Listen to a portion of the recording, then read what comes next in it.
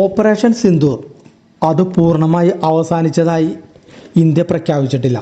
ഇപ്പോൾ നിലനിൽക്കുന്നത് പ്രവർത്തനങ്ങളിലെ താൽക്കാലിക വിരാമമാണ്. ചിലർ ഇതിനെ വെടിനിർത്തൽ എന്ന് വിശേഷിപ്പിച്ചേക്കാം. പക്ഷേ സൈനിക നേതാക്കൾ ബോധപൂർവം ആ പദം ഒഴിവാക്കിയെന്നത് ശ്രദ്ധേയമാണ്.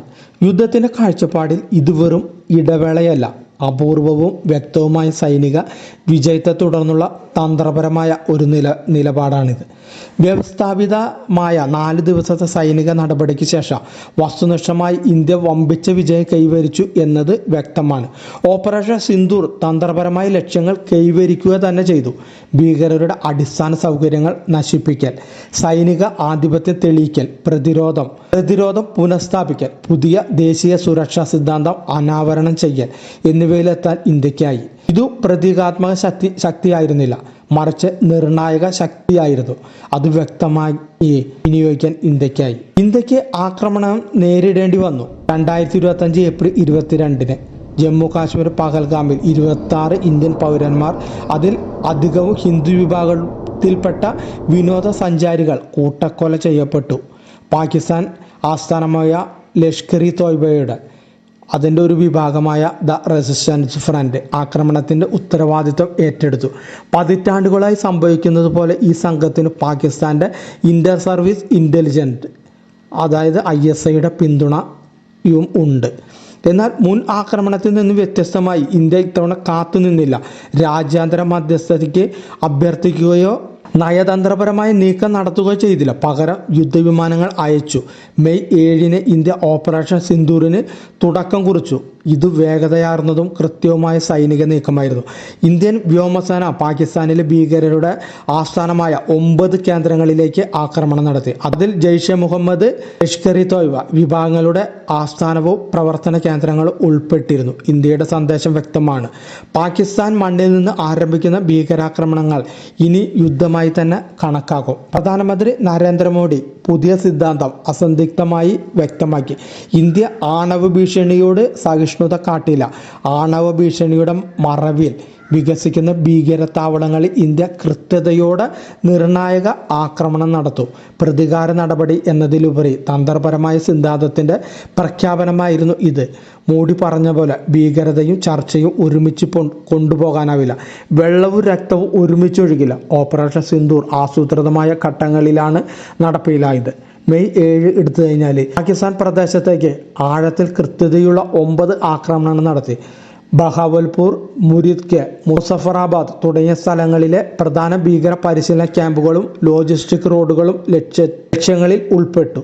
മെയ് 8 ഇന്ത്യയുടെ പടിഞ്ഞാറൻ സംസ്ഥാനങ്ങളിൽ വലിയ ഡ്രോൺ ആക്രമണവുമായി പാകിസ്ഥാൻ തിരിച്ചടിച്ചു. ഇസ്രായേൽ റഷ്യൻ സംവിധാനങ്ങളുമായി ചേർന്ന് തദ്ദേശീയമായി നിർമ്മിച്ചതും വികസിപ്പിച്ചതുമായ ബഹുതലത്തിലുള്ള ഇന്ത്യയുടെ വ്യോമ പ്രതിരോധ ശൃംഖല അവയെല്ലാം നിർവീര്യമാക്കി. മെയ് 9 പാകിസ്ഥാന്റെ 6 സൈനിക വ്യോമത്താവളങ്ങളിലും UAV ഏകോപന കേന്ദ്രങ്ങളിലും ഇന്ത്യ കൂടുതൽ ആക്രമണങ്ങൾ നടത്തി. മെയ് 10 വെടിവെപ്പ് താൽക്കാലികമായി നിർത്തിവെച്ചു. ഇതിനെ യുദ്ധവിരാമം എന്ന് വിളിക്കില്ല, താൽക്കാലിക വെടിനിർത്തൽ എന്നാണ് ഇന്ത്യൻ സൈന്യം വിശേഷിപ്പിച്ചത്.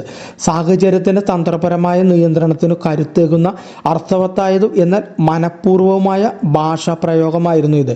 ഇത് തന്ത്രപരമായ വിജയം മാത്രമായിരുന്നില്ല, തത്സമയ വെടിയുതിർക്കലിനു കീഴിലുള്ള സൈദ്ധാന്തികതയുടെ പൂർണ്ണ ആവിഷ്കാരമായിരുന്നു ഇത്. ഓപ്പറേഷൻ സിന്ദൂർ അധിനിവേശത്തിനോ ഭരണമാറ്റത്തിനോ ആയിരുന്നില്ല. പ്രത്യേക ലക്ഷ്യങ്ങൾക്കായി നടപ്പിലാക്കിയ പരിമിതമായ യുദ്ധമായിരുന്നു അത്. ഇന്ത്യ കൂടുതൽ മുന്നോട്ട് പോകണമായിരുന്നു എന്ന് വാദിക്കുന്ന വിമർശകർ പ്രധാന സന്ദേശം കാണാതെ പോകുന്നു. തന്ത്രപരമായ വിജയം എന്നത് നാശത്തിൻ്റെ തോതിലല്ല, അത് ആഗ്രഹിക്കുന്ന രാഷ്ട്രീയ ബലം കൈവരിക്കുന്നതിലാണ്. ഇന്ത്യ പ്രതികാരത്തിന് വേണ്ടിയല്ല പോരാടിയത്, പ്രതിരോധത്തിന് വേണ്ടിയാണ്. അതു വിജയിക്കുകയും ചെയ്തു. ഇന്ത്യയുടെ സംയമനം ബലഹീനതയല്ല, പക്വതയാണ്. ഇന്ത്യ വില ചുമത്തുകയും മുന്നറിയിപ്പുകളുടെ പരിധികൾ പുനർനിർവചിക്കുകയും ആധിപത്യ നിയന്ത്രണം നിലനിർത്തുകയും ചെയ്തു.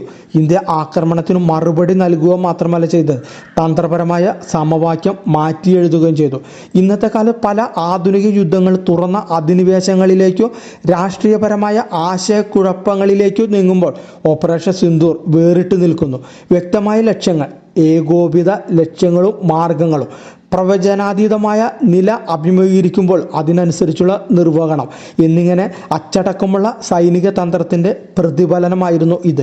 ഇന്ത്യ ഒരാക്രമണം സഹിച്ചു, ലക്ഷ്യം നിർവചിക്കുകയും അതു നേടിയെടുക്കുകയും ചെയ്തു, അതും നിശ്ചിത സമയത്തിനുള്ളിൽ. ഓപ്പറേഷൻ സിന്ദൂരിൽ സൈന്യത്തിൻ്റെ വിന്യാസം അതിശക്തമായിരുന്നു, പക്ഷേ നിയന്ത്രിതമായിരുന്നു, കൃത്യവും നിർണായകവും വ്യക്തവുമായിരുന്നു. ആധുനിക യുദ്ധത്തിൽ ഈ വ്യക്തത അപൂർവമാണ്. അവസാനമില്ലാത്ത യുദ്ധങ്ങൾ എന്ന പേരിൽ തന്ത്രപരമായ ദിശയില്ലാത്ത ആക്രമണ ചക്രങ്ങൾ നിർവചിച്ചിരിക്കുന്ന ഈ യുഗത്തിൽ സിന്ദൂർ തികച്ചും വ്യത്യസ്തമാണ്. വ്യക്തമായി നിർവചിക്കപ്പെട്ട അവസാനവും പൊരുത്തപ്പെടുന്ന മാർഗങ്ങളിലും ഒരിക്കലും പരിശ്രമം ഉപേക്ഷിക്കാത്ത രാഷ്ട്രവുമായുള്ള പരിമിതമായ യുദ്ധത്തിൻ്റെ മാതൃക ഇത് വാഗ്ദാനം ചെയ്യുന്നു. 2008 ഇന്ത്യ ആക്രമണങ്ങൾ സഹിച്ച് കാത്തുനിന്നു. ഇന്നത്തെ ഇന്ത്യ തിരിച്ചടിക്കുകയാണ്, അതിവേഗം, കൃത്യമായി, വ്യക്തതയോടെ. മോദിയുടെ സിദ്ധാന്തം ഇന്ത്യയുടെ ആഭ്യന്തര പ്രതിരോധ വ്യവസായത്തിൻ്റെ പുരോഗതി, സായുധ സേനയുടെ പ്രൊഫഷണലിസം എന്നിവയെല്ലാം രാജ്യം അവസാന യുദ്ധത്തിനല്ല അടുത്ത യുദ്ധത്തിനായി തയ്യാറെടുക്കുകയാണ് എന്നതിൻ്റെ ഒരു സൂചനയാണ്. പ്രവർത്തനത്തിലെ ഇടവേള ഓപ്പറേഷൻ സിന്ദൂരിന് അവസാനമല്ല, അത് താൽക്കാലികമായ ഒരു വിരാമമാണ്. ഇന്ത്യ താൽക്കാലികമായി സംയമനം പാലിക്കുകയാണ്. ഏകോപനം പ്രകോപനം വീണ്ടുമുണ്ടായാൽ രാജ്യം വീണ്ടും ആക്രമിക്കും. ഇതു പ്രതിരോധം പുനഃസ്ഥാപിക്കലാണ്. ഇതു അനാവരണം ചെയ്ത പുതിയ സിദ്ധാന്തമാണ്. ഭരണകൂടം സഹായമേകുന്ന ഭീകരതയുടെ വിപത്തിനെ നേരിടുന്ന എല്ലാ രാജ്യങ്ങളും ഇത് പാഠമാക്കണം. ആണവ വ്യാപനത്തിന് നിഴലിൽ ആഗോള ശ്രദ്ധയോടെ പരിമിതമായ വസ്തുനിഷ്ഠ ചട്ടക്കൂടിനുള്ളിൽ നിന്ന് ആധുനിക യുദ്ധമായിരുന്നു ഓപ്പറേഷൻ സിന്ദൂർ. പ്രധാനപ്പെട്ട എല്ലാ മാനദണ്ഡങ്ങളും കണക്കിലെടുക്കുമ്പോൾ അത് തന്ത്രപരമായ വിജയമായിരുന്നു, ഇന്ത്യയുടെ നിർണായകമായ വിജയം. ഇന്ത്യ കൈവരിച്ച തന്ത്രപരമായ ഫലങ്ങൾ എന്തെന്ന് വെച്ചാൽ, പുതിയ നിയന്ത്രണ രേഖ വരച്ചു, അത് നടപ്പാക്കി. പാകിസ്ഥാൻ മണ്ണിൽ നിന്നും ഉള്ള ഭീകരാക്രമണങ്ങളെ ഇനി സൈനിക ശക്തി ഉപയോഗിച്ച് നേരിടും, അതൊരു ഭീഷണിയല്ല, അതാണ് പുതിയ മാതൃക. രണ്ടാമത്തേത്, സൈനിക ആധിപത്യം തെളിയിച്ചു. ഭീകര കേന്ദ്രങ്ങൾ, ഡ്രോൺ ഏകോപന കേന്ദ്രങ്ങൾ എന്നിവയിൽ മാത്രമല്ല, പാകിസ്ഥാന് വ്യോമ താവളങ്ങൾ ഉൾപ്പെടെയുള്ള ഏതു ലക്ഷ്യത്തെയും ഇന്ത്യയുടെ ഇച്ഛാനുസരണം ആക്രമിക്കാനുള്ള കഴിവ് ഇന്ത്യ വ്യക്തമാക്കി കൊടുത്തു ശത്രുക്കൾക്ക്. അതേസമയം ഇന്ത്യക്കുള്ളിലെ സംരക്ഷിത പ്രദേശങ്ങളിലൊന്നിലും നുഴഞ്ഞുകയറാൻ പാകിസ്ഥാന് കഴിഞ്ഞില്ല.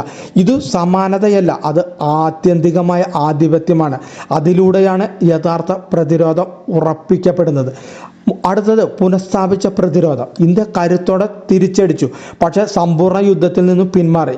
നിയന്ത്രിതമായ ഈ നീക്കം വ്യക്തമായ പ്രതിരോധ സന്ദേശമാണ് നൽകുന്നത്. ഇന്ത്യ പ്രതികരിക്കും, അതിൻ്റെ നിയന്ത്രണവും ഇന്ത്യക്കായിരിക്കും. അതാണ് അതിൻ്റെ വസ്തുത. അടുത്തത്, തന്ത്രപരമായ സ്വാതന്ത്ര്യം ഉറപ്പാക്കി. അന്താരാഷ്ട്ര മധ്യസ്ഥത തേടാതെ ഇന്ത്യ ഈ പ്രതിസന്ധി കൈകാര്യം ചെയ്തു. പരമാധികാര മാർഗങ്ങൾ ഉപയോഗിച്ച് പരമാധികാര വ്യവസ്ഥകളിൽ തന്ത്രങ്ങൾ നടപ്പിലാക്കി.